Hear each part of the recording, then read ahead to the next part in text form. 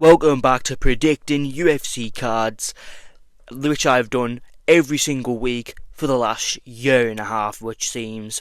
And this time we've got Bautista versus Oliveira, and it is absolutely awful. It is an awful card. So, yeah, let's just pack a lunch because it's going to be fucking awful. But let's get straight into predictions. So let's start off with the first fight of the night, Muangafrov versus Jakub Wicklats. Just making sure I said that right. And I am going to go, and now trust me, I wanted to go with the underdog in Gafrov, just because I've called him shit in the past, and I'm starting to feel guilty for all the fighters I've called shit, but you can't blame me, right? You don't look the best, and as well as that, you're also a fat bantamweight, a fat 135er. But I did want to choose Gafrov until I rewatched the Saeed Nurmagomedov fight, and he basically, to me, it looked like he struggled with the range, and he was just getting pieced up on the outside, and then he kind of barraged in to get the takedown, and he got instantly Das choked, or whatever the fuck he got, ninja choke, the one that Bryce Mitchell got caught in against Gene Silver, that choke. And it just seemed like he just struggles with longer fighters. Wicklats, if I'm saying that right, please tell me if I am, any Polish people. He is 5'9", with a 72.5 reach advantage, right? He has the reach advantage by 4.5 inches, I think, right? I think he's legitimately going to win this fight by every means he wants. Because, well, if he shoots on him, then he's going to get caught. If Muangafrov shoots on Wicklats, we saw in his last fight he does have a good guillotine, and he had Patchy Mix in trouble in moments. So I do think Gafrov is a lesser fighter than Patchy Mix. So, and I know we like to shit on a Patchy Mix, right? But Patchy Mix is shit. Gafrov is also not the best, right?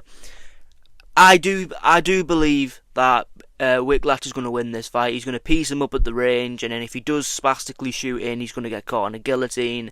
The grappling, we did see Wicklats get taken down a few times, which, yeah, but I cannot get out of my head the way he blitzed in like a moron and got dash choked by Saeed Nurmagomedov. I can't get that out of my head. Even though he had a really good performance against that Olympic Japanese wrestler that decided I'm not going to shoot a takedown in this fight and got pieced up and dropped in pretty much every single round by a fighter that isn't well known for knockouts.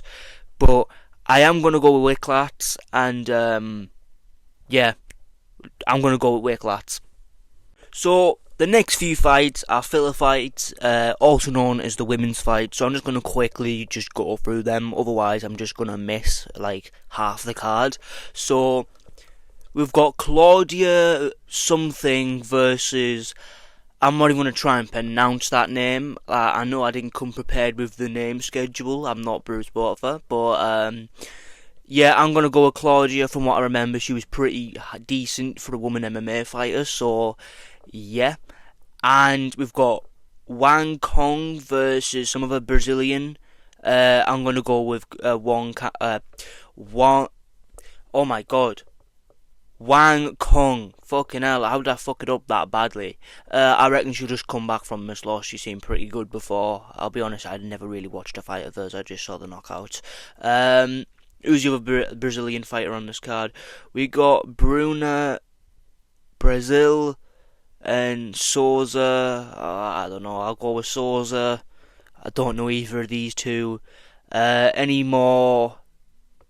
No more filler fights. So there's the filler fights out the way, and we'll get back onto the proper fights. On to the next fight, which is Saeed Nurmagomedov versus Javid Basharat, and I'm actually going to go with Javid Basharat, and I'll tell you why.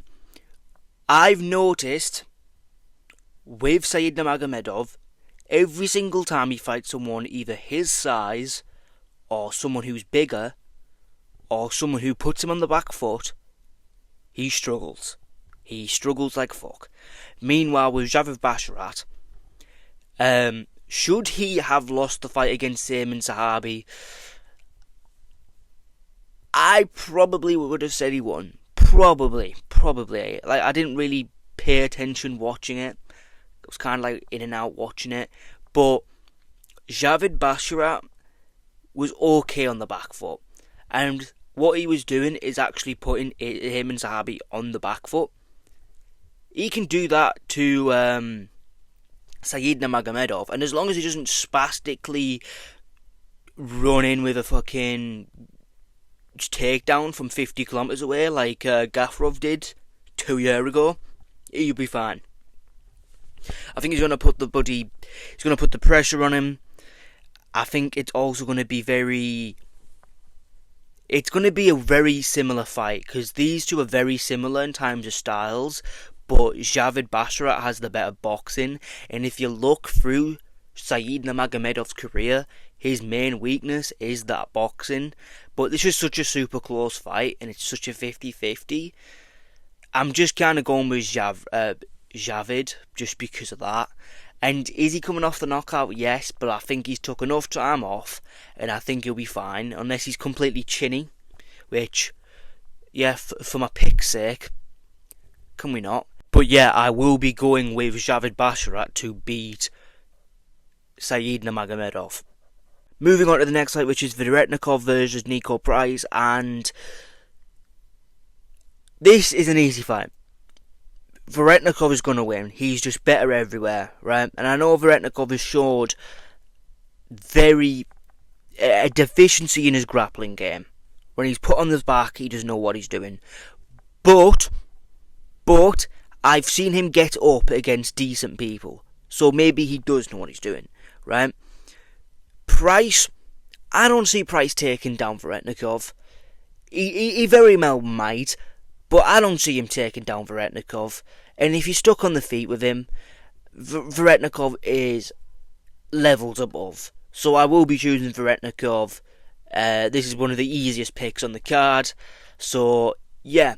And as well as that, like, Nico Price is like 1 win, 4 losses in his last 5. Like, yeah, he's definitely fighting for his career this weekend. But let's move on to the next fight, which is Domachenko versus Alex Morono. Now, let me tell you something. This fight is going to be a demolition job on behalf of Domachenko, because Alex Morono, he just kind of like tippy-tappies on the outside in his last fight, kind of like showing like no urgency at all, and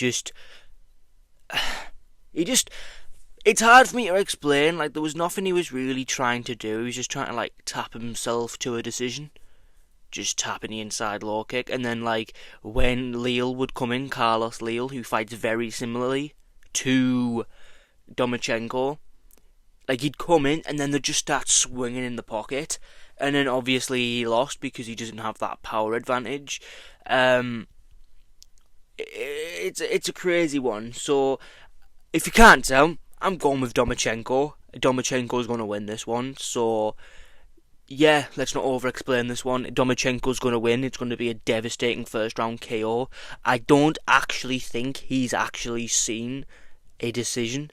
I may be wrong, but I think he's got all knockouts in the mixture of the first, second and third rounds. So this is a good, fun guy to watch. You're some Ukrainian guy.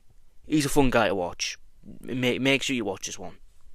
On to the next fight of the card, which is actually the first fight of the main card, and it is Dustin Jacoby versus Julius Walker. At first, when I saw this fight, I was like, Julius Walker's probably going to out-grapple him to a decision. But then after re-watching Julius Walker's fights, he has shit wrestling. He struggles taking people down. And I was watching the Alonzo Menifield fight, and there was like loads of like scenarios. And before you say, oh, Alonzo Menifield beat Dustin Jacoby, therefore this, that, and the other, no, I'm not doing that shit anymore, because it never ever works. Mere math never works. So, but yeah, there was like positions where I was like, Dustin Jacoby could do this. Dustin Jacoby could defend these takedowns. These takedowns are shit. So, Yeah, I'm gonna go with Dustin Jacoby, and I reckon he's gonna defend all the takedowns, gonna piece him up on the feet, and he's gonna get a late second round TKO over Julius Walker. And they better give him a ranked opponent after this, because yeah, just pretty shit, isn't it? Like, he's been fucked over, hasn't he? We all seem to forget that Dustin Jacoby beat Khalil Roundtree easier than Yuri Prohaska, easier than Alex Pereira. you know, you know. But we're gonna move on to Gene Matsumoto versus Basharat, the other Basharat brother, and I actually am gonna go with the Basharat brother in this instance because although both of these fighters are really good, and this is probably going to be fight of the night, I just think Basharat has the better mix-up in terms of striking into grappling sequences. He has the better footwork. The kick is going to be there for him all night. The calf kick when Matsumoto tries to jab into the inside, closing the range. That calf kick's going to be there all day for him.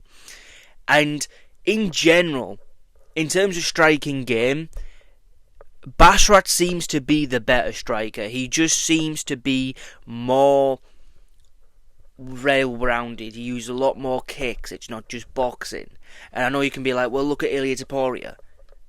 Respectfully, Gene Matsumoto is not Ilia Topuria, although he's very fun to watch. And now I am rooting for Gene Matsumoto because I do like watching him watch. For some reason, I do just love the watching like good boxing combinations rather than two people kicking back and forth. But I really don't think he's going to win this one. But prove me wrong.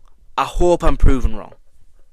On to the next fight, which is Olnasechuk versus Marc-Andre Barriault. Marc-Andre Barriault is fucking terrible. In the last couple of fights he's had, the only win he has managed to get is over Bruno Silva, who is literally like the Ancho Jubilee of his division. So, yeah, that's who he beat. So I am going with Nasechuk because he's just a better fighter, and I am saying a knockout. Yeah, I ain't over-explaining this one. We know exactly who's winning this fight. It's Olnasechuk. On to the next fight, which is Jailton Almeida versus Rizvan Kuniev, and I will be choosing Jailton Almeida to absolutely slugfest this card up, right? I am choosing Jailton Almeida to take down and just run across the cage and basically rugby tackle Kuniev on the floor. He will hold him there. Rizvan will try and get up using the fence, but then he will just get held against the fence and have his leg kneed. This will be a boring fight. If you're in the UK, this is time to eat. This is toilet break. This is shit break. At fucking probably 3 in the morning or some bullshit because yeah, UFC does not like its European fan base. I was gonna be like, you know what, with this fight, like, it's like a choose your poison. It is a choose your poison. You got the Brazilian Dagestani and you got the actual Dagestani, and whoever loses, they're just gonna ruin the fucking division. So how about this?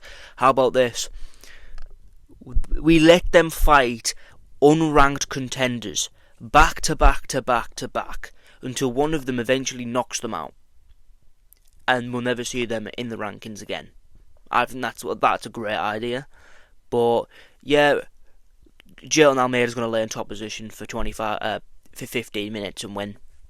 We're finally on to the co-main event of this card, and it is Horiguchi making his second return after completely fucking destroying Tagia. And it was so good to watch. It was probably the best viewing pleasure. Like, I'm going to watch that every single day. Because that was the best fight I've ever watched in my life. Particularly because Tagia is Dagestani. And Horiguchi will be fighting Amir Albazi, who is basically the Dagestani of flyweight at the moment. Since Makayev has left. And, yeah. Horiguchi's gonna fucking murder him. He's bare everywhere. Like, I'm watching him and I'm just like, there's nowhere that stands out where Amir is so much better. Like, this fight is, I'm gonna wake up literally just before the core main event so I can watch this fight, the next fight, and then go back to bed. But literally, I was watching them both fight side by side. I'm like, there's nowhere where Amir Albazi is better. He's not good on the feet. His grappling's okay, but Horiguchi's grappling is just levels above.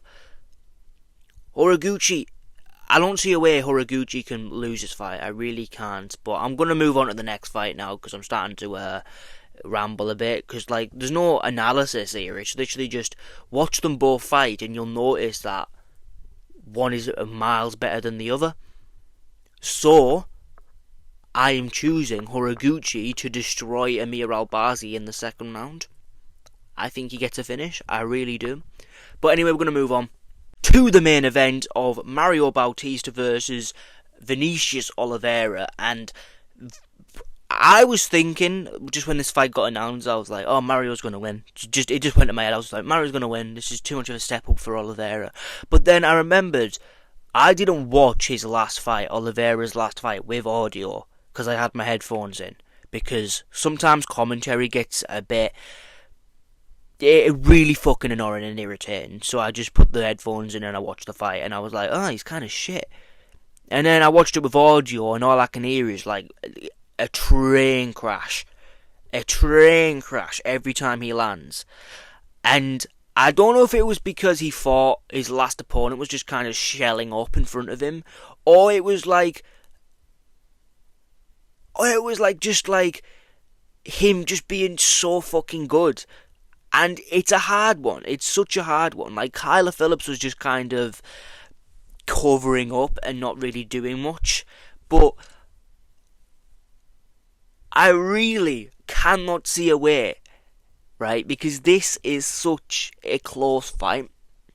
And Mario Bautista is so fast and he's so jittery. He's round the fucking cage. Mario Bautista is genuinely underrated. And he was scrambling with Umar really well. And I do think that could be a way he could beat Oliveira. Because Oliveira is massive. Oliveira is basically a featherweight moving down to bantamweight. He is so fucking big. I don't think he's shit, right? And I think I have said that in the past, that he kind of got fraud checked against Kyler Phillips or something. But like, to begin with, he was getting pieced up, and then afterwards, he took over. He was walking forward with his hands down, just swinging like Ngannou, and it sounded like a fucking train wreck in there. How are you going to beat that guy? What, you're going to pull counter? He's just going to fucking walk through it. It's weird. Mario Bautista does not have pop on his shots at all. He's fast, I'll give him that. He's got good footwork, good switch stances, but he hasn't got anything of note. His main way of winning this fight, if he holds it against the fence again, like he did to Aldo and robbed him blind, right? That's the only way he wins this fight. I couldn't think of a way. So I am forced in this fight to choose Oliveira to win. I'm forced to choose him purely off the power. Like, and I do think as well, like, Oliveira, he does overswing his shots way too much. And Mario could shoot underneath and get that takedown. Like, this is a super close fight. I don't think it's like all this, that and the other. But I just think for 5 rounds, you've got to avoid Vinicius Oliveira shots for 25 minutes. It's just not happening. You're going to get rocked at least once. Can Mario survive? Probably. He might do once, but what, he's going to keep surviving every time he gets fucking hurt? Nah, I don't really think so. And I do kind of want Mario to win, because Mario is a fun fighter. But so is Vinicius Oliveira. You know? And he is, Vinicius Oliveira, don't get me wrong, he's super hittable, but like, it doesn't really matter if you're so hittable when your opponent doesn't hit hard. Mario Bautista, does he even have a finish with his hands in the UFC? I really wouldn't know off the top of my head. I'm going to check, right, because he doesn't look like he has a big pop on his shots at all. At all. So he fought Umar. That went to a decision, obviously. Dagestani, we know. Patchy Mix, couldn't finish Patchy Mix and his head was there on a silver platter. Has he KO'd anyone in his career? He submitted some guy in 2018. Yeah, he's got quite a few submissions, so maybe he could get a submission on Oliveira, but he just looks too fucking big and strong to be taken down by Mario Bautista, who's like, he's built like a malnourished child, a malnourished lesbian. Come on, he does look a bit like a lesbian. Come on, but I'm choosing Vinicius Oliveira. I'm not gonna I'm trying to second guess myself to see if I'm forgetting anything, but I'm just seeing Vinicius Oliveira just going to walk forward and swing shots. Maybe he'll gas out. That's his best bet. Gasses out in the first and second, and takes over in the third, fourth, and fifth. But I'm going to choose Vinicius Oliveira to get this done. So, yeah. And that will be the end of the video. Like, subscribe, and follow me on Twitter as well. And I might make a video on the London card that just got announced, so that's more of an incentive to follow, I guess. So yeah, because that London card was one of the best and worst things I've ever seen in my life. It was a strange one, but I'll make a video on it.